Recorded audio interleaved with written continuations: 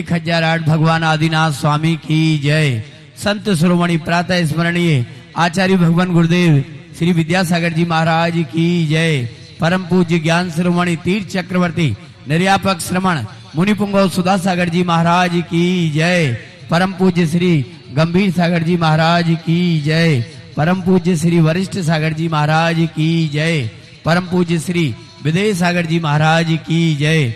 धर्म स्नेही बंधुओं, परम पूज्य आध्यात्मिक संत ज्ञान शिरोमणि तीर्थ चक्रवर्ती मुनिपुंगव सुधा सागर जी महाराज विश्व विख्यात त्रिकाल चौबीसी में गंधोदक प्रदान कर कुछ ही क्षणों में मैं पधार कर मंच पर श्री अमृत में सुधा सागर सभा मंडप में पधार रहे हैं और मंच पर विराजेंगे। परम पूज्य गुरुदेव की कृपा से आज शांति नगर के सैकड़ों हजारों भक्त जो मंदिर के आसपास रहते हैं आज परिपूर्ण हो रहे थे।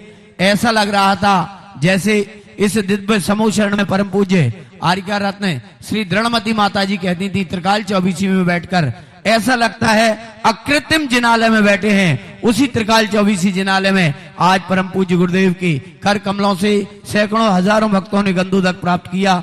दर्शन विधि के साथ पूजन विधि पूज्य गुरुदेव की जो कि महायज्ञ नायक यज्ञ नायक के द्वारा जो पूर्ण विधि होती है वह पूज्यवर के सानिध्य में आज भक्त सीख रहे थे। आप सबको ज्ञात है अखिल भारतीय श्रावक संस्कार शिविर फॉर्म भरकर चुने हुए प्रतिनिधि इस सैकड़ों की नहीं हजारों की संख्या में आ रहे हैं और निरंतर ऑनलाइन फॉर्म भरे हो रहे हैं।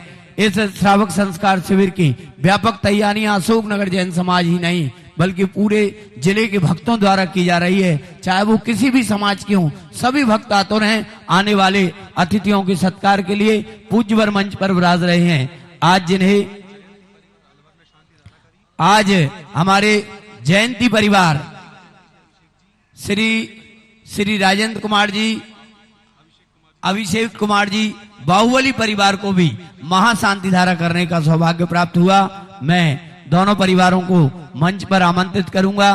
पधारें, पूज्यवर के पाद प्रक्षालन का सौभाग्य प्राप्त करें और सौभाग्य प्राप्त करें दीप प्रज्वलन का संत शिरोमणि आचार्य भगवान गुरुदेव श्री विद्यासागर जी महाराज के चित्र के समक्ष दीप प्रज्वलन का भी सौभाग्य प्राप्त करेंगे।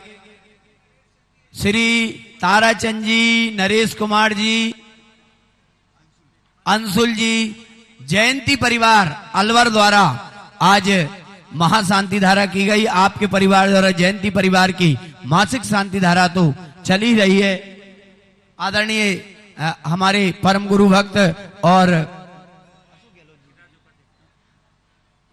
पूर्व निवृत्तमान मुख्यमंत्री श्री अशोक जी गहलोत के निजी सहायक रहे श्री गिरिराज जी उपाध्याय राजस्थान से हमारे बीच पधारे हैं। आदरणीय उपाध्याय जी को बहुत सम्मान के साथ मैं मंच पर आमंत्रित करूंगा।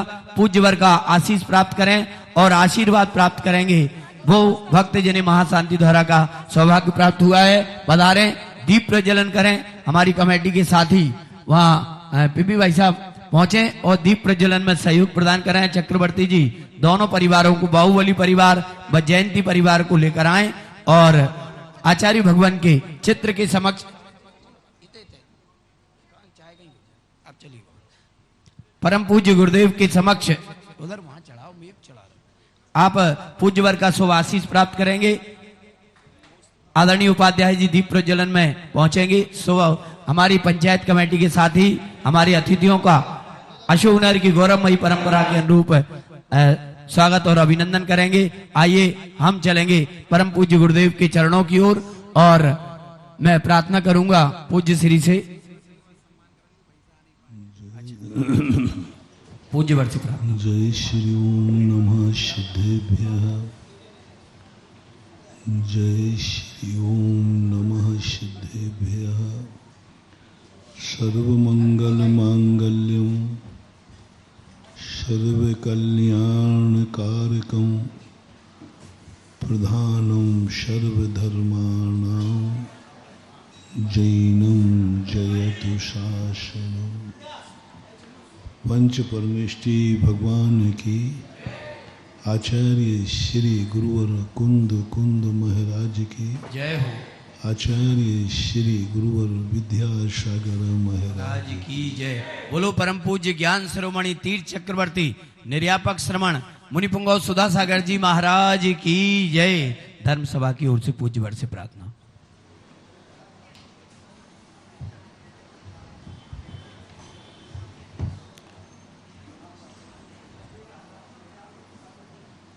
व्यक्ति का विकास होता है, ये विधियां, ये सोच सभी लोगों के लिए प्रयासरत रहते हैं।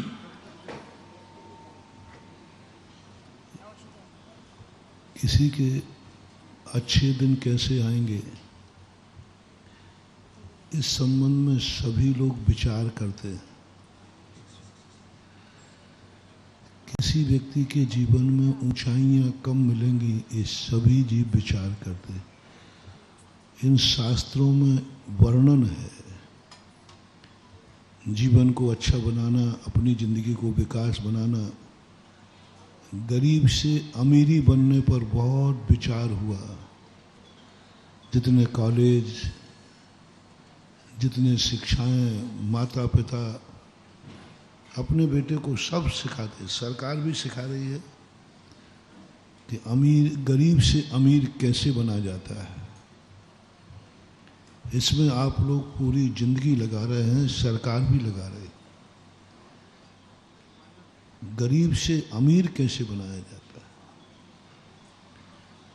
गंदा आदमी अच्छा कैसे बनेगा, छोटा आदमी बड़ा कैसे बनेगा, बालक बड़ा कब होगा, मेरे मकान नहीं है, मेरे मकान कब आएगा, मेरे गाड़ी नहीं है, मेरी गाड़ी कब आएगी, मेरे बाल बच्चे नहीं हैं, बाल बच्चे कब होंगे, मेरे यहाँ मंदिर नहीं है, मंदिर कब बनेगा, मैं मंदिर नहीं जाता हूँ, ये व्यक्ति मंदिर नहीं जाता, कैसे जाएगा, ये महाराज नहीं बन रहा है, कैसे बनेगा, इसका कोई नियम नहीं है, ये कैसे नियम लेगा, इसकी आंखें नहीं है, ये आंखों वाला कैसे होगा, ये बहरा है, ये कान कब सुनेगा, ये गूंगा है कब बोलेगा, ये लंगड़ा है कब चलेगा, इत्यादि कितने विकास के कारण सब विचार किया, सब डिस्कशन हुआ, सब कॉलेज हुआ। मैं भी इसी में शामिल था, लेकिन जब शास्त्रों को उठा के पढ़ा तो जो हमारी मांगे हैं वे तो हमें सब बहुत बार मिल चुकी हैं। हम बहुत बार अमीर बन चुके हैं। वे बहुत कम जीव हैं महानुभाव, जिनको अभी कुछ भी नहीं मिला, बहुत कम जीव। एक कोड़ा कोड़ी सागर वर्ष में मास शास्त्रों में 923 ऐसे भरत चक्रवर्ती के पुत्र थे जिनको संसार की कोई वस्तु पूर्व में नहीं मिली। और भी हो सकते हैं, लेकिन आगम में कोई उदाहरण नहीं दिया।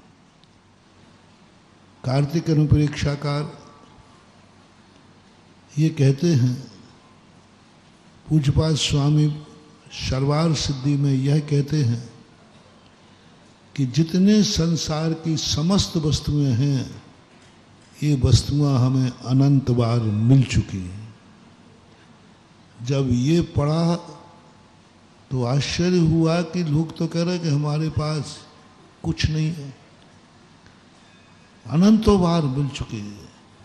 यहाँ तक कि हम चक्रवर्ती, अर्ध चक्रवर्ती बन चुके हैं। हमें सोने की लंका जैसे सोने की लंका मिल चुकी है। हम आज कह रहे हैं कि महाराज हम गरीब से अमीर क्यों बनेंगे?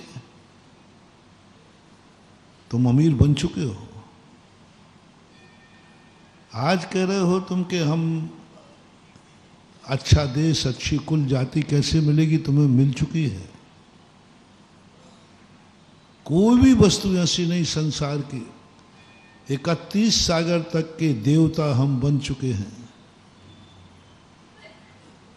अब जब ये पढ़ा तब से मैंने सोचा कुछ नहीं होगा गरीब को अमीर बनाने से,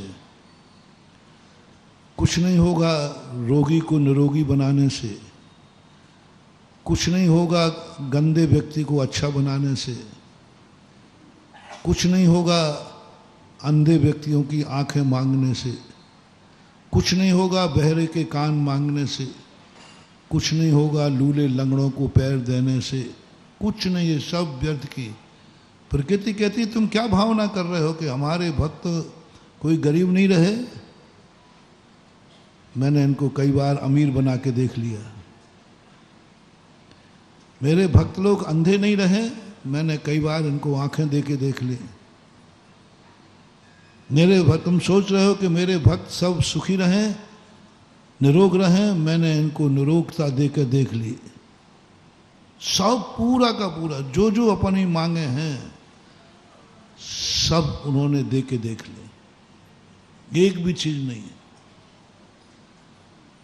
फिर अब क्या सोचना है?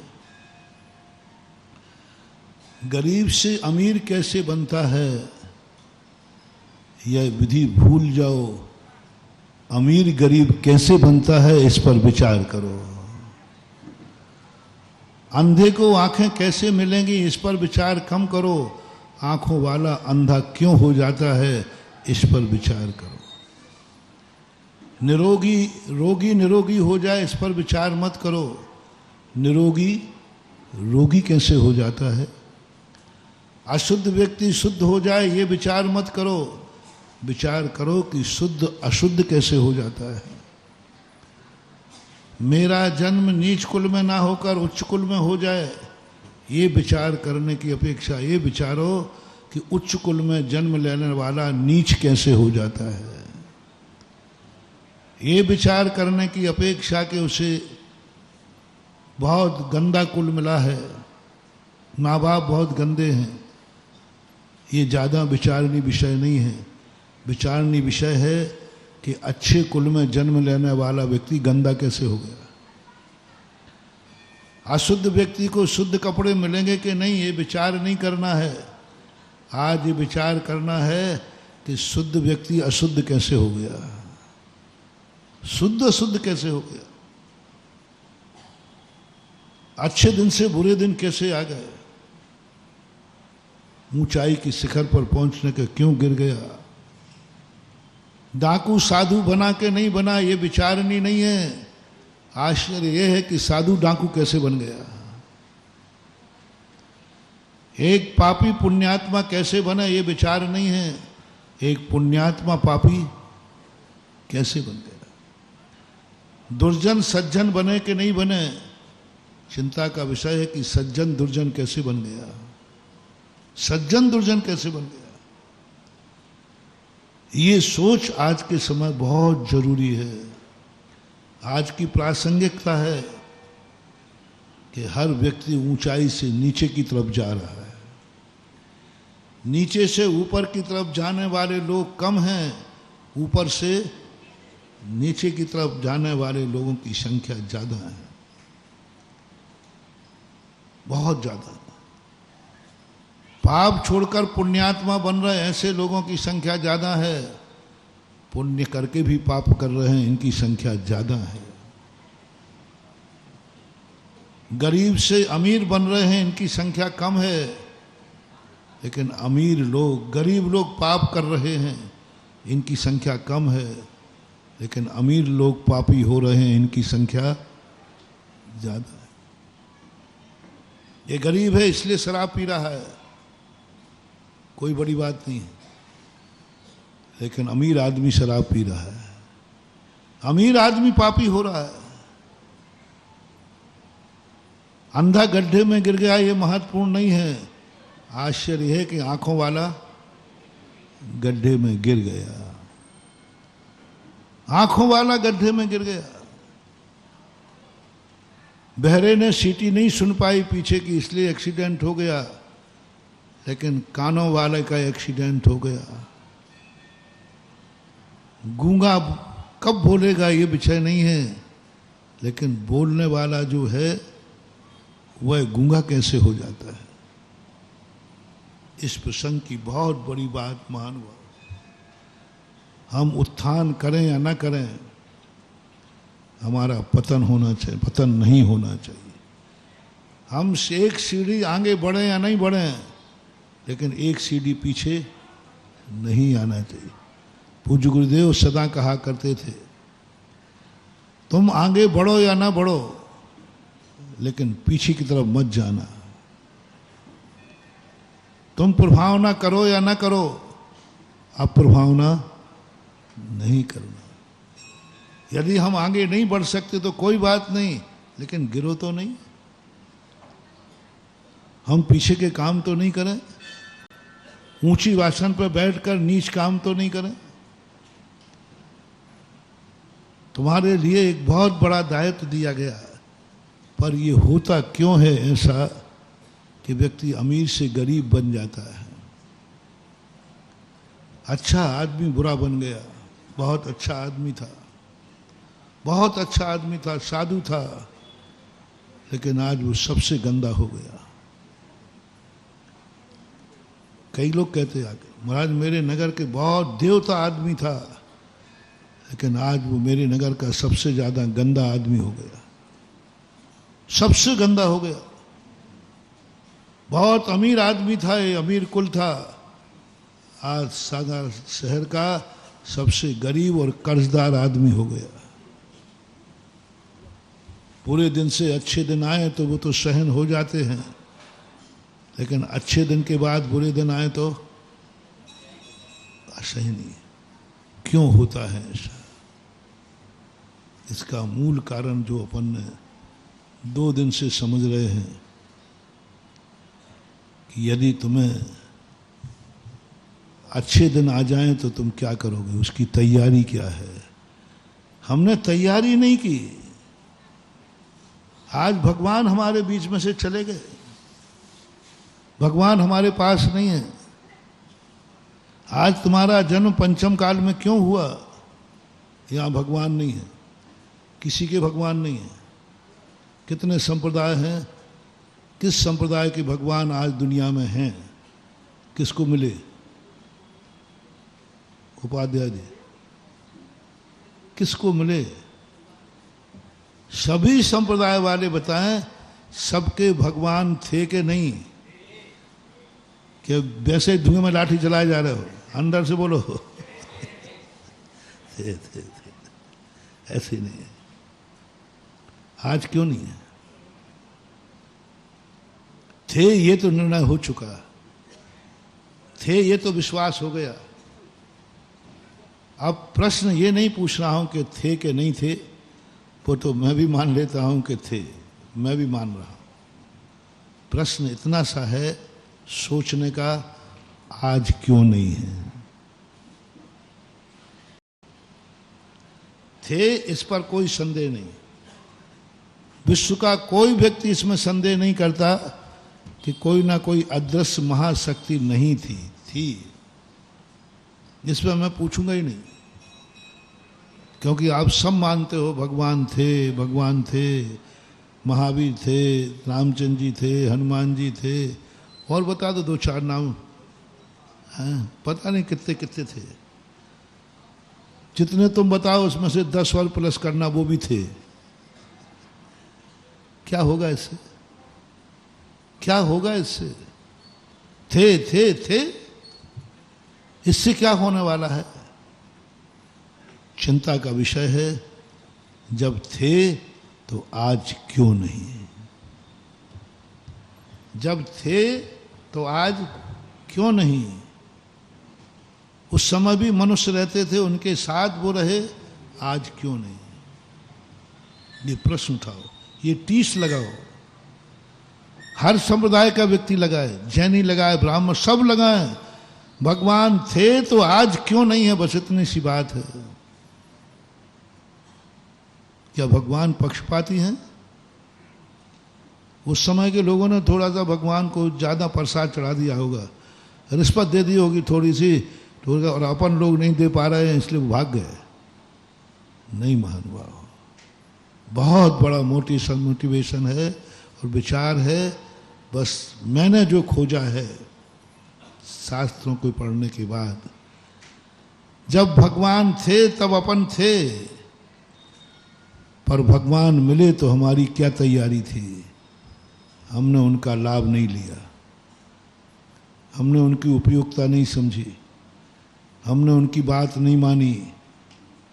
इसलिए आज जो व्यक्ति तुम्हारे घर में मेहमान आए और तुम उसकी कोई तैयारी नहीं करो तो वो दूसरी बार आएगा ही नहीं, और बढ़िया तैयारी स्वागत करो, बढ़िया स्वागत की तैयारी करो तो वो तीसरी बार क्या चौथी बार भी आ जाएगा। भगवान मिले हमने, अपन सबके लिए कह रहा हूं, जो मैंने कल कहा था, तो मैं कह रहा हूं महाराज भगवान मिल जाएं, भगवान मिल जाएं, भगवान के दर्शन हो जाएं। हो जाएंगे, मिल जाएंगे तो तुम्हारी तैयारी क्या है? क्या तैयारी है? भगवान मिलेगा तो क्या तैयारी है? आज पहले वो फॉर्म भरो। भगवान मिल गए तो क्या तैयारी है? सोचो कभी ऐसा हो तो। मिल गया भगवान तो क्या तैयारी है? आप इसके लिए थोड़ा सा आज 5 मिनट ध्यान में देना। भगवान मिल गए तो क्या तैयारी, क्या करोगे? महाराज सट्टा का नंबर पूछेंगे और क्या तुम और पूछो क्या, और क्या यही तो पूछोगे, और क्या पूछोगे? क्योंकि वो अंतर्यामी है, वो सर्वज्ञ है, सब जानता है। तो चलो अपन सट्टा का नंबर भगवान से पूछते हैं, भगवान सब जानता है। क्या तैयारी है? भगवान हमें मिला लेकिन हमने कोई तैयारी नहीं की, कोई विचार नहीं किया, और किया उपयोग किया तो गलत कार्यों में किया, पाप में किया, संसार में किया। रावण के सामने भगवान थे, रावण के सामने साक्षात वरदान मिला, रावण को भगवान ने दिया, महादेव ने दिया, किसी ने दिया, भगवान उसके सामने थे। रावण की क्या तैयारी थी? वैष्णव दर्शन के अनुसार महादेव, जैन दर्शन के अनुसार मुनि सुब्रतनाथ, शांतिनाथ आदि आदि। रावण ने को भगवान मिले, उसकी तैयारी क्या थी? क्या तैयारी थी? यही तैयारी कि भगवान हमें मिल जाएंगे तो वरदान मांगेंगे कि हम दूसरे की स्त्री का अपहरण कैसे करें। यही तैयारी थी, यही तैयारी थी पाप करने की, यही तैयारी थी संसार बढ़ाने की। वही किया जो हमें करना नहीं चाहिए। इसलिए महानुभाव, छोड़ो भगवान कब मिलेंगे, छोड़ो, इसकी चिंता छोड़ दो। आज से चिंता करो भगवान मिलेंगे तो तुम्हारी क्या तैयारी है, क्या करोगे भगवान का, क्या जरूरत पड़ गई तुम्हें भगवान की, क्यों आ रहा है भगवान तुम्हें याद, क्या जरूरत पड़ गई? हे भगवान कहाँ है तो आजा। क्या जरूरत पड़ गई तुम्हारे लिए, उसकी लिस्ट चाहिए। जो भगवान जैसे राष्ट्रपति आता है ना, तो उसके पहले वो एसपी, आईजी, डीआईजी आते हैं सर्वे करने, कहाँ बैठेंगे, क्या करेंगे, तुम्हारी क्या क्या मांगे हैं, सब हैं। तो भगवान की तरफ से मैं बिफोर टाइम आया हूँ। क्या बात है? मैं भगवान का आईजी हूँ, मैं भगवान के डिपार्टमेंट में गुरु क्या है? भगवान यहाँ आएंगे तो हमें तैयारी करना है।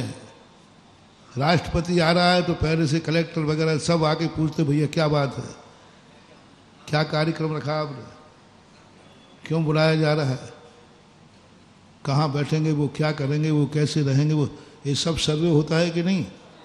तो भगवान का राष्ट्रपति से गया बीता है जो ऐसे ही चला आएगा, ऐसे ही चला आएगा, उठाया और चल दे? नहीं, भगवान भी आने वाला है, तो पहले वह इस दुनिया में सृष्टि में साधुओं को भेजता है, जाओ तुम साधु संत देखो ये कि हमें किस लिए बुला रहे हैं, इनका कार्य क्या है, इनकी नीयत क्या है। इसलिए मैं भगवान कब आएगा छोड़ो, भगवान आएगा तो तुम क्यों बुला रहे हो भगवान को, क्या जरूरत पड़ गई तुम्हें, जो भगवान याद आ गए, जो तुम्हें भगवान याद आ गए। अरे महाराज जी देखो आप समझो बात को, हम बहुत संकट में हैं, हम बहुत परेशान हैं, इसलिए भगवान याद आ गए। हम नोट कर लेंगे, आप तो बता दे जाओ आपको भगवान क्यों याद आए, क्या जरूरत पड़ गई। सब लोग अपनी अपनी पूछो भगवान की कब याद आती है, कब याद आती है, दुख में सुमरन, सब पूरा संसार भरा पड़ा। हम भी शामिल कर लेना, कोई बात नहीं, सब अपन डिस्कशन कर रहे। कब याद आती है भगवान की, संकट पर, विपत्ति पर। बस ये नोटिंग हो गई कि भगवान सारी दुनिया संकट में है, बहुत परेशान है, उसके संकट दूर नहीं हो रही है, इसलिए वो आपको याद कर रहे हैं। मैं लिख दूंगा, मैं तो रिपोर्टिंग, मुझे तो भगवान को रिपोर्ट देना है, क्योंकि भगवान सब जगह जाना चाहता है, तो वो रिपोर्ट मांग रहा है सब जगह की, सब जगह की रिपोर्ट। तो अशोकनगर की रिपोर्ट में भेज दूंगा कि साहब बहुत परेशान हैं लोग, बहुत तकलीफ में हैं, बहुत ही दुखी है, इसलिए वो आपको याद कर रहे हैं। मैं रिपोर्ट दे दूंगा। और उनका वहाँ भी एक पीए बैठता है, वो पढ़ेगा और कचरे की टोकरी में डाल देगा। बोले अच्छा इसलिए याद कर रहे हैं कि ये संकट में है, तो ये भगवान को याद नहीं कर रहे। अटके पे तो लोग गधे को भी बाप कह देते हैं, तो ये भगवान को क्या कह रहे हैं। आएगा नहीं भगवान, भगवान नहीं आएगा, क्योंकि हम अटके पे बुला रहे हैं, हम बुरे दिनों में बुला रहे हैं, हम संकट में पुकारते हैं। जब हमारी काबू से बाहर हो जाता है तब हम भगवान को याद करते हैं। बस यही सबसे बड़ा वीक पॉइंट है। जब हमारे ऊपर संकट आएगा हम भगवान को याद करेंगे, यही कमजोरी है। कभी जन्म जन्म तक भी तुम्हें भगवान नहीं मिलने वाला। अब भगवान को रिपोर्टिंग दूं, और आज आप बताओ, आप तो उनके पीए हैं, बताओ फिर कैसे बुलाएं। बस अच्छे दिनों में भगवान को याद करो। मेरा बहुत अच्छा दिन चल रहा है, मेरे ऊपर कोई संकट नहीं है, मेरे पास खूब अमीरी है, खूब धन दौलत है, मैं सब कुछ है मेरे पास, सब ये, इसलिए मन कर रहा है कि अच्छा दिन भगवान के दर्शन करने में बिताऊं, भगवान की पूजा में बिताऊं, भगवान के चरणों में बैठूं। अच्छा दिन है मेरा, बहुत अच्छा दिन।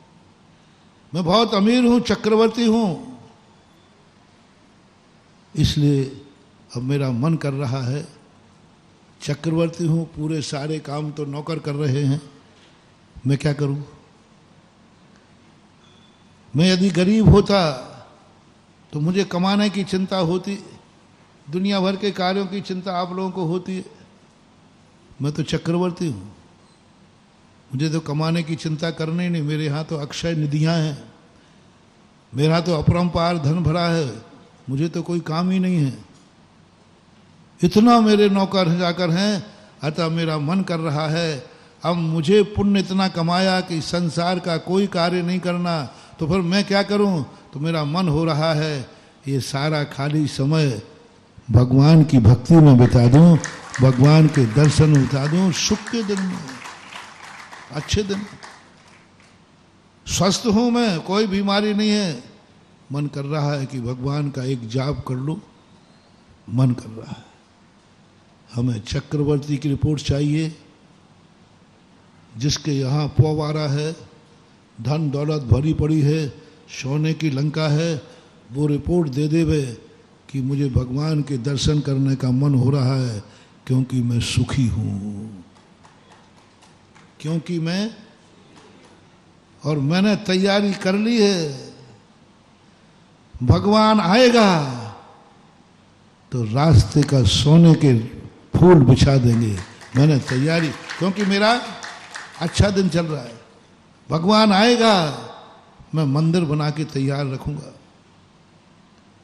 मेरे पास धन है मंदिर बनाने का। भगवान को भगवान आएगा तो मैं अपना मकान बनवाऊंगा। भगवान आएगा तो सबसे पहले क्या मांगूंगा?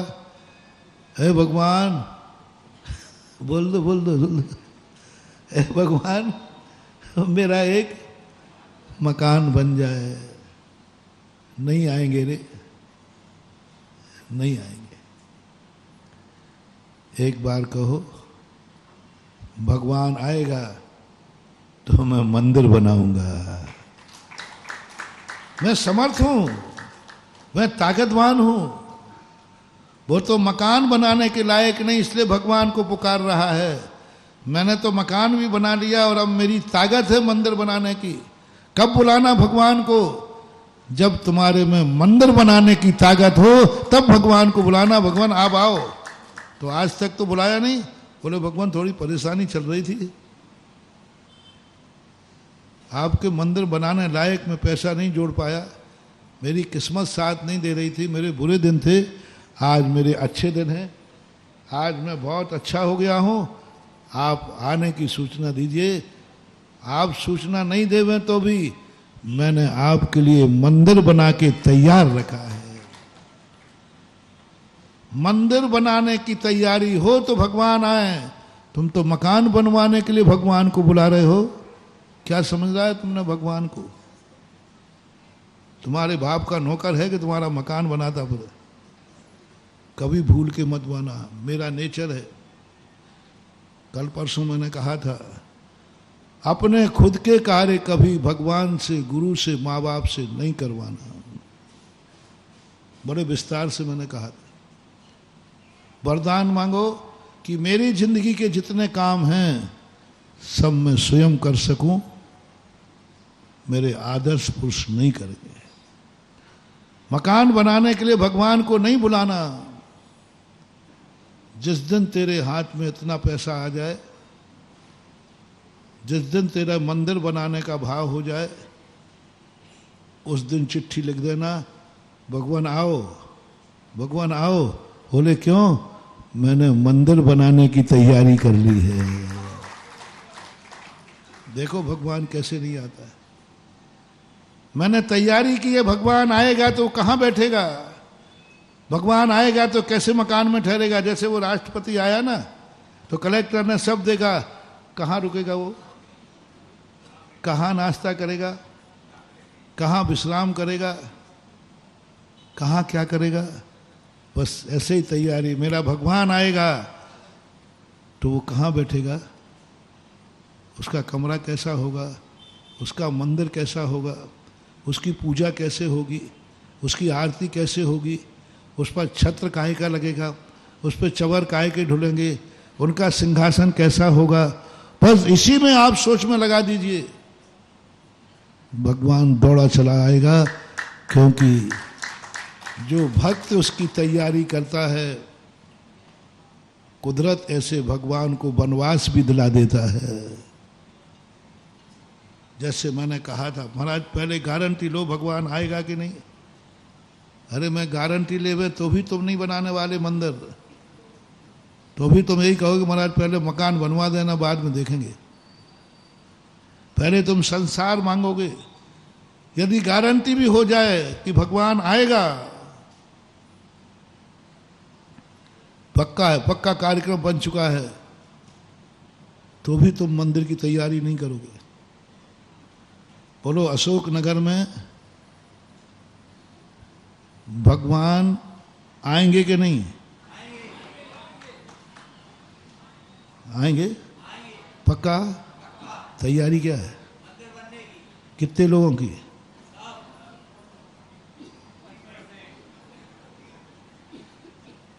फिफ्टी 50 भी नहीं हुआ अभी। 3% लोगों ने तैयारी की है कि भगवान आएंगे तो मैं वेदी बनाऊंगा, मैं मूर्ति बैठा लूंगा, मैं सुभाषगंज का मंदिर बनाऊंगा, नंदी थोबन जी आएंगे तो मैं नंदीश्वर बनाऊंगा। कितने % लोगों ने हुआ? 3% लोगों ने तैयारी की है। बहुमत अभी किस तरफ है? नई तैयारी करने वालों। कितने लोगों को मालूम चल गया कि भगवान आएगा, पक्का है आएगा, पंचकर्णक होना है, सुभाषगंज का मंदिर बनना है, पक्का है पक्का है पक्का है पक्का है। लेट अवेयर आवे वो बात अलग है, लेकिन बोल दो ना, लेट अवेयर आवे तो आवे लेकिन आएगा।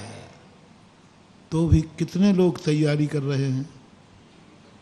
कितने लोगों ने तैयारी की कि भगवान आएगा तो मैं वेदी बनाऊंगा, भगवान आएगा तो मैं छत्र चढ़ाऊंगा, भगवान आएगा तो मैं वेदी सोने की बनाऊंगा, भगवान आएगा तो मैं पंच कल्याणक में इंद्र बनकर के उनकी पूजा करेंगे, स्वागत करेंगे। कितने लोगों ने मन बना लिया कि भगवान आएगा तो मुझे तैयारी क्या करना है? 3% लोगों ने किया है। कहीं प्रोग्राम कैंसल नहीं हो जाए, 3% पे आ जाए भगवान। अरे कम से कम 60% तो करो। 6% बुलाने वाले हो जाएं और 4% तो भी तुम्हारी बात बन सकती है। देखो मैं बिफोर टाइम तुम्हें तैयारी करा रहा हूं, क्योंकि मैं भगवान के बहुत निकट हूं ना, मुझे भगवान की आदत मालूम है। तुम अपने नगर में 60% लोगों को तैयार करो जो भगवान आने के पहले तैयारी करें कि भगवान आएगा तो मेरी तैयारी यह है। फार्म भरवाओ सबसे, भगवान आएगा तो मेरी तैयारी ये है, भगवान आएगा तो मैं पंच कल्याणक में इंद्र बनूंगा, बड़ा नहीं छोटा बनूंगा, लेकिन मेरी तैयारी है, यदि हुआ तो मेरा पक्का है पंच कल्याणक में भाग लूंगा। भगवान आया तो मेरा मंदिर पक्का है, बिल्कुल अकृत्रिम चैत्यालय तैयार करके रखूंगा। आएगा भगवान, लेकिन तुम्हारी 70% लोगों की कोई तैयारी नहीं। आ जाएगा तो महाराज दर्शन कर लेंगे और क्या, मंदिर में जाएगा तो भगवान के नमोस्तु कर लेंगे, मूर्ति बैठाल देगा तो अभिषेक कर लेंगे, पंचकल्याण होगा तो देखने आ जाएंगे और क्या करेंगे। भगवान आ जाएगा तो कह देंगे जय हो भगवान, जय जिनेन्द्र, जय बोल, और क्या चाहिए? नहीं महानुभाव, अंतरंग में तैयारी करो। भगवान आएगा तो क्या तैयारी है, बहुत बड़ी चीज। और जो भगवान आने के पहले भगवान आने की तैयारी करता है, जाओ, फिर कभी तुम्हारी जिंदगी में ऐसा दिन नहीं आएगा कि तुम रहो और तुम्हारा भगवान न रहे। आज हम हैं लेकिन भगवान हमारा नहीं है, क्योंकि हमने कभी भी उनका स्वागत नहीं किया, कभी भी तैयारी नहीं की, और थोड़ी बहुत की है तो हमने उनसे संसारी मांगा है। बोलना, झूठ मत बोलना। यदि कोई भगवान, मैं कहूं कि भगवान हर व्यक्ति की इच्छा पूरी करेगा, जो तुम मांगोगे वह सब पूरी होगी। और मैं फार्म भरवाऊं तो बोलो फार्मों में क्या लिखा आएगा, क्या क्या मांगोगे? शायद मुझे दिखता है कोई एक आध कहे महाराज भगवान से कहो मेरी इच्छा पूरी करे कि मैं एक जिनेन्द्र देव का मंदिर बनाऊंगा, मैं एक तीर्थ क्षेत्र बनाऊंगा, और मेरी इच्छा है कि मैं मुनि बन के भगवान बन जाऊं, ये इच्छा है। बहुत कम, एक आएगा परसेंटेज तो आएगा, बहुत कम लोग रहेंगे मेरी इच्छा भगवान बनने की है, मेरी इच्छा मुनि बनने की है, मेरी इच्छा मंदिर बनाने की है, मेरी इच्छा भगवान का मंदिर में सोने का बनाऊं, ये भाव है, इनकी संख्या कम आएगी। हर व्यक्ति की लिस्ट में संसार होगा। बस यही तुम्हारी, इसी कारण से भगवान आया और चला गया। बोले अब तू पुकारेगा तो भी नहीं आऊंगा। तूने मुझे सट्टे के नंबर के लिए बुलाया, तूने मुझे सीता के अपहरण के लिए वो याद किया। रावण ने याद किया कि नहीं? काहे के लिए? भगवान आ गए, एक बार धोखा दे दिया, मुझे ऐसी शक्ति प्रदान करो जिससे मैं अमर हो जाऊं, कोई मार नहीं सके। भगवान ने कहा ले ले। उसे क्या मालूम कि तू शक्ति किसके लिए ले रहा है? बहुरूपणी विद्या सिद्ध करना हो गई, काहे के लिए? बोले रामचंद्र जी को निपटाना है। जो अपनी पत्नी की रक्षा करे उसको मार दूं, और जो पत्नी को उठा के ले जाए वो बच जाए। इसके लिए भगवान कहते हैं, इसके लिए जा, तू चिल्ला चिल्ला करके थक जाएगा तो भी अब मैं तेरी जिंदगी में दोबारा नहीं आऊंगा, क्योंकि हमने दुरुपयोग किया है, हमने भगवान को पाकर के पाप किया है, हमने भगवान से भी बुरे कार्य कराए हैं, संसार के बुरे कार्यों में हमने भगवान को शामिल किया। भगवान एक बार धोखा खा सकता है। आज रावण चिल्ला चिल्ला करके चीख रहा है, एक बार आ जाओ। हाँ आऊंगा तेरे लिए है? एक बार तो तेरे लिए आया था, लंका तक गया मैं, लेकिन तूने मुझे ही निपटा दिया। लंका तक गया, तेरे दरवाजे गया, दुनिया मेरे दरवाजे आती है, तेरा भाग्य है कि मैं तेरे दरवाजे पहुंच गया, तब भी तूने नहीं समझा। आज वो चीख रहा है, नरकों में पड़ा, भगवान आओ, भगवान आओ, अब मैं स्वागत करूंगा। भगवान सुन ही नहीं रहे, बोले ठीक है मरने दे इसको। यही दशा अपनी होगी महानुभाव। कभी भी भगवान मिलने के बाद भगवान का क्या करोगे ये पहले तैयारी करके दिखाओ। अच्छी वस्तु मिलने पर भगवान मुझे मिल जाएगा तो मैं भगवान के समान बनूंगा, भगवान मुझे मिल जाएगा उनकी हर आज्ञा का पालन करूंगा, भगवान मिल जाएगा हम 24 घंटे सब छोड़ करके भगवान की सेवा में लग जाएंगे।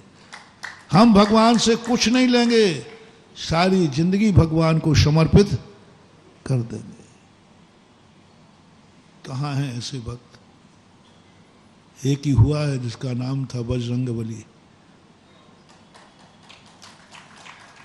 हर दर्शन में, जैनियों के भी वैष्णव की, एक ही, यदि भगवान मिल गया मुझे तो मैं जिंदगी का सब कुछ सुख छोड़ दूंगा, पूरी जिंदगी भगवान की सेवा में। भगवान मिल गया तो मैं भगवान की सेवा में जिंदगी लगा दूंगा, सब कुछ समर्पित कर दूंगा और 24 घंटे उनके लिए समर्पित रहूंगा। भगवान से मैं अपने काम नहीं कराऊंगा, मैं भगवान के काम करूंगा। उनके संकट आएगा, मैं सबसे पहले संकट निवारण करूंगा। भगवान से संकट दूर नहीं कराएंगे, भगवान के संकट दूर करेंगे। ये तैयारी करो आप। भगवान से, रिपीट कर रहा हूं, भगवान से अपने काम नहीं कराएंगे। भगवान मिल गया तो भगवान के काम करूंगा। भगवान से अपने संकट दूर नहीं करेंगे, भगवान मिल गया तो मैं उनके संकट दूर। भगवान से अपनी सेवा नहीं कराएंगे, मैं मिल गया तो भगवान की सेवा करेंगे सब कुछ, उसके बाद मेरा कुछ भी नहीं रहेगा। भगवान देंगे भी तो तुम कहोगे महाराज ठीक है, मैं नहीं मांगूंगा, नहीं चाहूंगा, भगवान की सेवा करूंगा, पूरा समर्पित कर दूंगा। लेकिन यदि भगवान ही दे रहे हो तो फिर क्या करूंगा? मैं मांगूंगा तो नहीं, लेकिन वो दे रहे हैं तो क्या करें फिर? मैं, वो तो दे रहे हैं, बस यही तो परीक्षा है बेटा। पहली परीक्षा तो तुम पास हो गए कि ठीक महाराज मैं नहीं मांगूंगा, मैं बाप की संपत्ति पर आश्रित नहीं रहूंगा, मैं बाप की वसीयत बाप से मांगूंगा ही नहीं। चलो ये बात बहुत बच्चों ने नियम ले लिया, कि ठीक है महाराज, मैं बाप की संपत्ति पर नीयत खराब नहीं करूंगा, कभी मांगूंगा नहीं और ससुराल से भी नहीं मांगूंगा। परसों ही आया था प्रवचन का, मैं ससुराल से नहीं मांगूंगा, कोई इच्छा नहीं करूंगा, कोई भावना नहीं करूंगा, बाप से भी नहीं मांगूंगा, कोई इच्छा नहीं करूंगा, और गुरु महाराज आपसे भी नहीं मांगूंगा, भगवान से भी नहीं मांगूंगा। ये तो तुम वायदा कर दोगे जल्दी, तुम तुरंत प्रश्न उठाओगे, महाराज वो ससुर साहब दे रहा है तो अब मैं मांग तो नहीं रहा हूं, अब वो दे ही रहा है तो क्या करें। बस यही परीक्षा है। हमारे भक्त बहुत बार पास हो गए इसमें कि नहीं मांगूंगा महाराज, पक्का है, नहीं मांगेंगे, बाप की संपत्ति पर बिल्कुल नहीं मांगेंगे, दहेज में भी कुछ नहीं मांगेंगे। अब प्रश्न आया कि वो दे रहा है तो फिर क्या करें। पिताजी से नहीं मांगे, अब पिता वसीयत मेरे नाम लिख ही रहे हैं तो हम क्या करें। वो तो लिख ही रहे, लिख दिए, भगवान भी दे रहा है तो मैं क्या करूं बताओ महाराज। और आप भी जब हमें आशीर्वाद दे ही रहे हैं तो हम क्या करें बताओ। हाँ, बता रहा हूं, उन्हीं के लिए तो बैठा हूं मैं। हनुमान के सामने ये समस्या आई थी, उन्होंने कभी कुछ नहीं मांगा, लेकिन रामचंद्र जी का मन था कि हनुमान को मैं कुछ दूं। सबको दे दिया। विभीषण ने उपकार किया तो लंका का राजा बना दिया, सुग्रीव ने उपकार किया तो किष्किंधा का राजा बना दिया, भाइयों ने उपकार किया तो शत्रुघ्न को मथुरा का राजा बना दिया, सबको बना दिया। जो जिसको चाहिए था, जिसने जो मांगा, बिना मांगे भी दे दिया। अब रामचंद्र जी को एक टेंशन था कि सबसे बड़ा उपकारी ये हनुमान है, ये तो मांगते ही नहीं है कुछ, ये तो कुछ मांग ही नहीं रहा है। कई बार प्रयास किया, हनुमान मेरा मन है कि मैं तेरा, तूने मेरे साथ बहुत किया है उपकार, तू मांग ले क्या मांगना है, क्योंकि जो भी चीज तुझे सोचता हूं वही चीज छोटी लगती है। तेरे उपकार के सामने मुझे संसार में सब चीज छोटी लग रही है, अयोध्या का राज्य भी छोटा लग रहा है। मैंने ये भी मन बनाया कि मैं वनवास में था, वनवास में रह जाऊं और अयोध्या का राजा हनुमान को बना दूं, लेकिन तेरे उपकारों के सामने अयोध्या का राज भी छोटा लग रहा है, कोई समझ में नहीं आ रही। तो अब तो तू बता, तू क्या चाहता है वो दूंगा। पकड़ लिया एक दिन, बोले तू दिन रात मेरी नींद हराम कर रहा है, मुझे दिन रात नींद नहीं आ रही कि सबको दे दिया लेकिन हनुमान को तो कुछ। बोले बता तुझे क्या चाहिए। बोले भगवान मुझे कुछ नहीं चाहिए है, मुझे तो आप चाहिए थे वो मिल गए ना। नहीं नहीं, ऐसा हो ही नहीं सकता, संसार में कोई ना कोई, हर व्यक्ति अधूरा है, हर व्यक्ति के पास पूरी वस्तुएं नहीं। तू तो बता जो तू नहीं कर पाया हो, जो तू प्राप्त नहीं कर पाया हो, मुझे बता, मैं तेरी इच्छा पूरी करूंगा। हनुमान ने कहा मेरी कोई इच्छा नहीं, मेरी इच्छा जो थी वो मैं कर रहा हूं, आपकी सेवा करना, आपके संकट दूर करना, आपके काम में आ रहा हूं। रामचंद्र जी कहते ये मीठी मीठी बातें देखे बहुत हो गया, ले तुझे मेरी सौगंध है जो तू नहीं बताएगा तो मेरी सौगंध है, तुझे मांगना पड़ेगा जो तू चाहता है। हनुमान कहते रामचंद्र जी भगवान हो तो क्या हुआ, भक्त को छेड़ने की चेष्टा मत करो। अभी तक मैं आपका बड़प्पन रख रहा था, आप बड़ों को, छोटे को चुनौती दे रहे हो, सौगंध चढ़ा रहे हो, फंस जाओगे, ले लो वापस अभी भी बहुत बुरी तरह फंसोगे। हाँ ध्यान रखना, छोटे ऐसे ही नहीं होते, उनके पास भी बड़ों के जो भक्त होते हैं छोटे, वे बड़ों की अपेक्षा छोटे होते हैं, लेकिन जगत के सबसे बड़े होते हैं। वो रामचंद्र जी के लिए छोटा था, लेकिन जगत के लिए तो वो भरत रामचंद्र जी का छोटा भैया था, लेकिन दुनिया के लिए तो भरत महाराज बहुत बड़ी एक उपाधि है। भरत महाराज के नाम से संबोधन किया है लेखकों ने। राम महाराज नहीं कहा, लक्ष्मण महाराज नहीं कहा, शत्रुघ्न नहीं कहा, क्या नाम दिया? भरत महाराज। अरे वाह, महाराज शब्द किसको मिलता है? रामचंद्र जी बड़े भैया होकर, सारे अवतार पुरुष होकर के कोई नहीं कहता राम महाराज, भरत महाराज। यानी सारे जगत में छोटे भाई भरत को लोगों ने महाराज के रूप में देखा, रामचंद्र को तो राजा के रूप में देखा और भरत को महाराजा के रूप में देखा। ये जब मैंने पढ़ा सभी रामायणों में, जैन दर्शन में भी भरत महाराज के नाम से प्रसिद्ध किया, और रामचंद्र जी को राजा राम और भरत को भरत महाराज। क्या पाली! रामचंद्र जी ने कहा ये छोकरा है, फंस जाएगा, कितनी अकल है इसमें, है तो कैकई का छोकरा। और कह दिया जाओ 14 वर्ष तक अयोध्या का राज्य करो, मेरा आदेश है। और वचन तो पहले ले ही लिया था, अपन ने 2 दिन पहले ही समझा था। भरत कहता भैया इतना बड़ा धोखा, मेरी जीती बारी हरा दी तुमने, इतना बड़ा धोखा।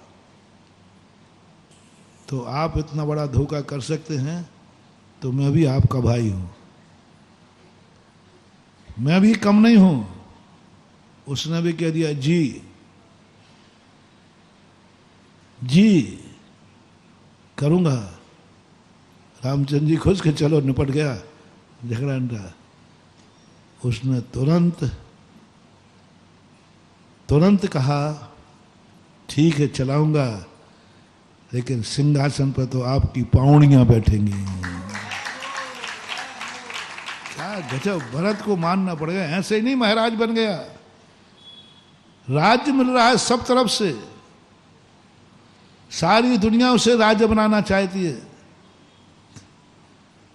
सारी दुनिया।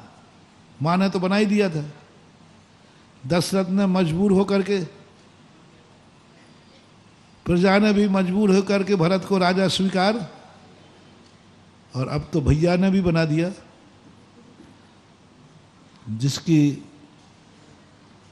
जिसकी किस्मत में लकीर है उसे कौन रोक पाएगा? सारी दुनिया उसे महाराज पद पे देखना चाहती है, सारी दुनिया। किस किस को रोकोगे? सारी दुनिया देखना चाहती है। रामचंद्र जी ने भी कह दिया, लेकिन छोटा तो छोटा ही होता है। बड़ों का अनादर भी नहीं किया और दोनों पावनी पकड़ के कहा ठीक है, तुम अयोध्या से ये पावनियां लेके आए थे, ये भी वापस करो, मैं भी कैकई का बेटा हूं। सब तो कैकई ने छुड़ा ही लिया था। अयोध्या से क्या लेके आए थे वो? एक धोती दुपट्टा, कपड़ा और पावनियां। वो पहले लकड़ी की चलती थी। ये खड़ाऊ अयोध्या की तुम लेके आए हो, तो आज ये खड़ाऊ भी मुझे वापस कीजिए, और ये खड़ाऊ में राज्य करेंगे। और बैठा दिया खड़ाऊ। इसी प्रकार हनुमान जी ने कहा रामचंद्र जी देखो, मुझे चुनौती पे मत चढ़ाओ, भक्त को भक्ति रहने दो, उसको इतने मत चढ़ाओ। अपने से छोटों को कभी किमिक्षिक वरदान नहीं देना, 3 लोगों को कभी किमिक्षिक वरदान नहीं देना।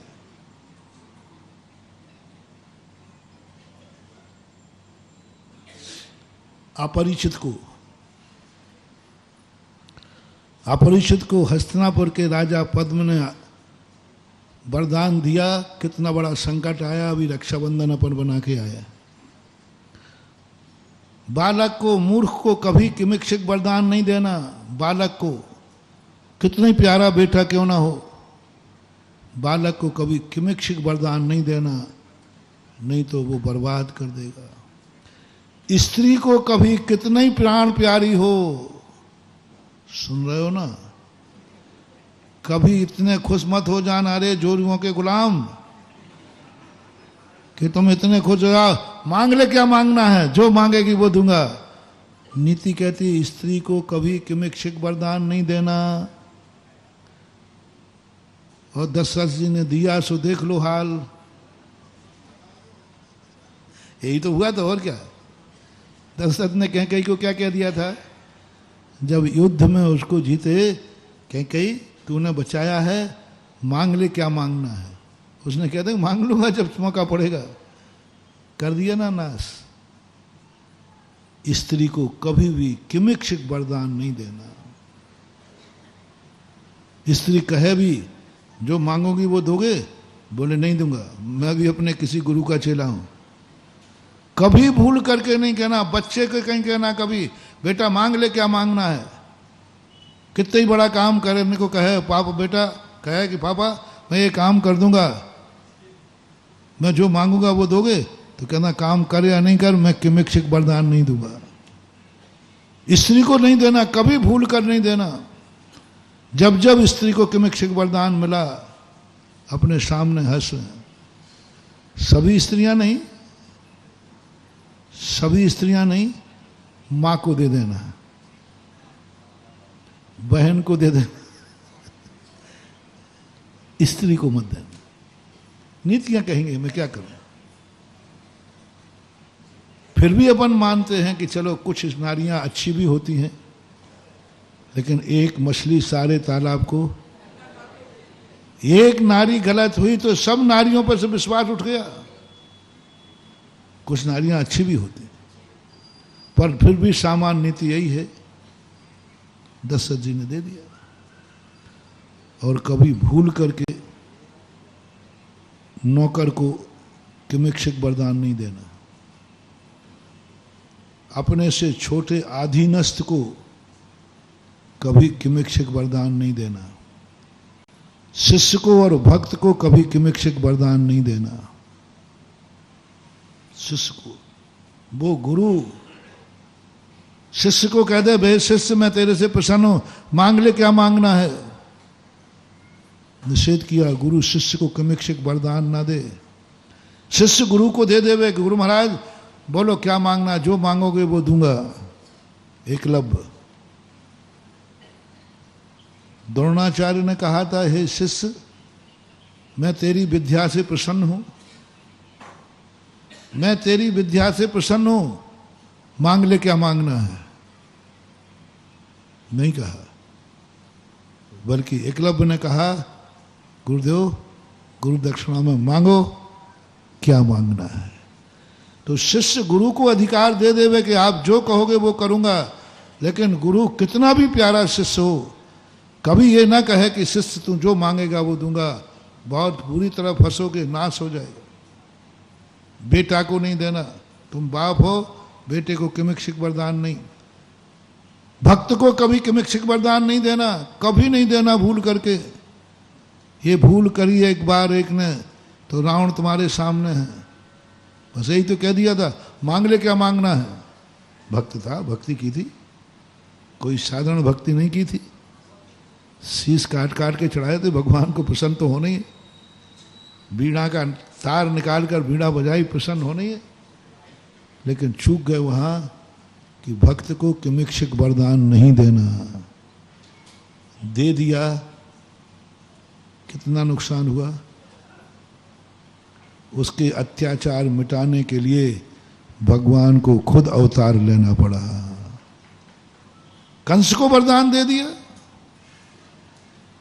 जिन जिन भगवानों ने अपने भक्तों को वरदान दिए, बाद में उन्हीं को परेशानी हुई कि नहीं। एक प्रसंग ऐसा बताते हैं, पूर्णता मालूम नहीं पड़ा था कहीं, कि जिन महादेव ने वरदान दिया था कि तुझे कोई नहीं मार सकेगा। बताते एक दिन उन्हीं का कैलाश पर्वत उठा के फेंकने लगा।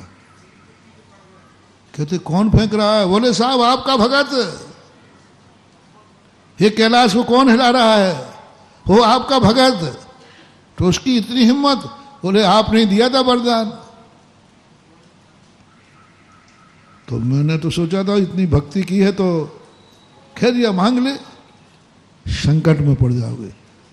रिपीट करो, भक्त को, शिष्य को, बेटा को, आधीनस्थ को, स्त्री को, उन्मत्त पागल को, अपरिचित को कभी किमिक्षिक वरदान पुण्यहीन को, पुण्यहीन को कभी किमिक्षिक वरदान नहीं देना। अपने से छोटे को कितना ही प्यारा क्यों ना हो, किमिक्षिक वरदान नहीं देना। तासरी मांगो अर्जुन क्या चाहते हो, यही तो कहा था जब अर्जुन तासरी के पास बैठा था। जो कुछ भी था, प्रसंग कुछ भी हो उसको नहीं ले रहा हूं। तासरी ने एक ही बात कहा, अर्जुन मांगो क्या मांगना चाहते। बेटा था, पोता था, जो भी था, बोलो क्या हासिल हुआ। अर्जुन ने क्या मांग लिया? आपके प्राण कैसे लूं। तासरी कहते जिसको मैं इतना विश्वास कर रहा हूं, जिसको मैं किमिक्षिक वरदान दे रहा हूं, वो तो मेरा प्राण लेने के उतारू है। उसी समय नीति बनी, भीष्म पितामह को देना तो पड़ा, लेकिन नीति बना गए कभी अपने से छोटे को किमिक्षिक वरदान मत देना। अपने बेटे और पोते पर इतने ग्लेड मत हो जाना कि तुम कह दो किमिक्षिक वरदान है, नहीं तो तासरी जैसा मरना पड़ेगा तुम्हें। महान वरदान के कारण तासरी को कोई हरा नहीं सकता था, लेकिन क्या करें, बताना पड़ा, मरने का उपाय बताना पड़ा। देखो कैसे लोग, और किसको? दुश्मन को नहीं। तासरी को अर्जुन सबसे ज्यादा प्यारा था। ये वरदान दुर्योधन को नहीं दिया, जो दुर्योधन के पक्ष में थे। दुर्योधन के पक्ष में थे उनको नहीं दिया, अर्जुन को दिया। और अर्जुन ने क्या छल किया। अब ये मत सोचना महाराज उन्होंने छल अच्छे के लिए किया, भीष्म पितामह नहीं मरते तो दुर्योधन नहीं मरता। अब ये सब आगे पीछे की छोड़ो, अभी तो घर का भेदी लंका ढाए, ये सोचो बस। अब उसने क्यों गया क्यों नहीं गया वो सब बात की बात है। अभी तो देखो उसने कैसे छाती पे हाथ रखा होगा। जो किमिक्षिक वरदान दे रहा है उन्हीं के प्राण मांग रहा है अर्जुन। बोले हाँ तासरी, आज बस यही मांगने के लिए मैं आया हूं। तू मेरे प्राण चाहता है? जी। तू भी क्या कहेगा? जा कल के युद्ध स्थल पर शिखंडी को आगे कर लेना। तू तीर चलाते जाना और मैं तीर चलाऊंगा नहीं। बताते शिखंडी राजा विराट के राज्य का कोई था। कम से कम अपन लोग तो चेत जाएं, ये नीतियां ऐसी नहीं बनी है। कोई ना कोई दुर्घटना घटी है तभी ये नीतियां बनी है। कोई ना कोई दुर्घटना घटी तब बनी। इसलिए किमिक्षिक वरदान मत देना। हनुमान जी कहते हैं कि रामचंद्र जी नीतियां भूल गए आप। भगत को किमिक्षिक वरदान नहीं दिया जाता। रामचंद्र जी कहते हैं हाँ हाँ नीतियां पता है। क्या मांगेगा? मेरे प्राण ही मांगेगा। तेरे लिए मैं प्राण भी दे दूंगा। ये बहस हुई। हनुमान जी कहते आप नीति भूल गए, मैं भगत हूं। भक्त को किमिक्षिक वरदान नहीं, छोटे को किमिक्षिक वरदान नहीं। मैं आपके पुत्रवत हूं, आप मुझे किमिक्षिक वरदान नहीं देना चाहिए, आपको नीति है। बोले मैंने भी सब सोच लिया, तेरे से ज्यादा जानता हूं, मेरी खोपड़ी ज्यादा है। मैंने भी सोच लिया कि जिन जिन बड़े पुरुषों ने जो जो मांगा, जो जो लिया वो दिया। तू क्या मांगेगा ये बता? अयोध्या का राज्य? मैंने सोच लिया कि यदि हनुमान ने अयोध्या का राज्य मांग लिया तो मैंने सोच लिया दे दूंगा। यदि अर्जुन जैसे प्राण मांग लिए तो बोलते वो रामचंद्र जी बोल रहे मैंने ये भी सोच लिया तेरे लिए मैं अपने प्राण भी, जो सब जितनों ने जहां जहां गड़बड़ हुए सब हो गए। अब बोल मांगा वो। अच्छा आप मानोगे नहीं तो लो मुझे 2 पद चाहिए। हाँ बोल जल्दी, कहां का पद? कौन सा? मंत्री पद, उपमंत्री पद, राष्ट्रपति पद? अरे बोल तो सही, तू जहां का पद कहेगा मैं। हनुमान जी के उठकर खड़े हो गए और दोनों चरण पकड़ के कहते हैं इन दोनों पदों पर सदा मुझे अधिकार रहना चाहिए, ये दोनों पद मेरे हृदय में रहना चाहिए। तव पादौ मम हृदयम तब पदद्वये लीनम तिष्ठतु जनेन्द्र तावत यावत निर्माण संप्राप्ति। आपके ये दोनों चरण सदा मेरे हृदय में विराजमान रहे, ये 2 पद पर मेरा सदा अधिकार रहे, बस और मुझे यही चाहिए। दे सकोगे? रामचंद्र जी की आंखों में आंसू आ गए। हनुमान तू किस चीज की चिड़ी पुतला है रे? तेरा दिमाग कैसा है? मैं किमिक्षिक वरदान देने बैठा, मांगा तो क्या मांगा? मांगा तो क्या मांगा? चरण। सोचो कभी ऐसा हो तो तुम्हें ये मौका मिल जाए तो बेटा बहुत बहुत कल्पना करना, थोड़े 5 मिनट बैठ करके, यदि भगवान हमें किमिक्षिक वरदान देंगे तो तुम क्या क्या करोगे, क्या क्या मांगोगे, क्या क्या सोचोगे, लिस्ट बनाओगे, मीटिंग करोगे और ऐसी ऐसी चीजें लिख दोगे कि रामचंद्र जी को भी देने में भगवान को भी सोचना पड़े कि ये चीज मैं कहां से लाके दूं। तुम वो चीजें भी लिख दोगे क्योंकि तुम्हें किमिक्षिक वरदान मिला है ना। किमिक्षिक वरदान देने वाले को तुम क्या करोगे? ऐसी चीजें मांग लोगे, तुम ऐसी चीजें मांग लोगे जो किमिक्षिक देने वाले को दुख होगा। तड़फा तड़फा के मारोगे तुम, तड़फा तड़फा के मारोगे तुम। यदि तुम्हें भगवान ने किसी ने किमिक्षिक वरदान दे दिया तो तुम ऐसी मांगे रखोगे कि वो तड़प तड़प के मर जाएगा। बोलो कैकेयी ने कैसी मांग रखी? वरदान देने वाले को क्या मिला? वरदान देने वाले को, अरे कैकेयी ने सोचा कि मुझे वरदान देने वाला है मेरा पति, और वरदान देने वाले को क्या दुख दिए उसने बताओ। ऐसी चीज मांग ली कि दशरथ जी की हालत क्या रही? बोलो भाई, कैसे मरे? तड़प तड़प करके मरे, बेटे की याद में मरे। क्या नहीं किया उन्होंने? गलती क्या थी बताओ भैया, दशरथ जी की गलती क्या थी? बस इतनी सी गलती थी कि उन्होंने स्त्री को कौन सा अपराध किया था? खुशी थी, अच्छा था, लेकिन जिसको किमिक्षिक वरदान दे उसने ये नहीं सोचा कि मेरे लिए जो किमिक्षिक वरदान देने वाला है उसको मैं ऐसे मारूंगी, ऐसे तड़फाऊंगी, ऐसे दुख दूंगी कि वो मेरे पैरों पर भी गिर पड़े। तो भी किमिक्षिक वरदान लेने वाली स्त्री में पसीना नहीं आया, तो भी नहीं पसीजी कि कौन दशरथ नरेश जिसके मस्तक को आज तक दुनिया का कोई व्यक्ति झुका नहीं पाया, कोई नहीं झुका पाया। और वो पिता जो अवतार पुरुष को जन्म देने वाला, आज वो मेरे चरणों में पड़ा है, आज मेरे पैर पड़ रहा है। ऐसी दुर्दशा।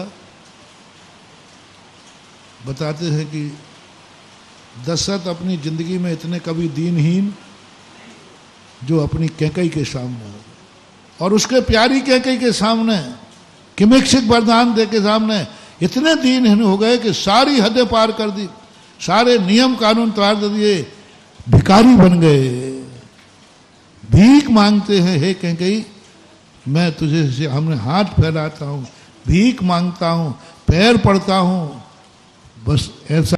इस कार्यक्रम के पुण्यार्जक थे श्री कंवरलाल जी महावीर प्रसाद जी, पाटनी, मदनगंज, किशनगढ़, राजस्थान।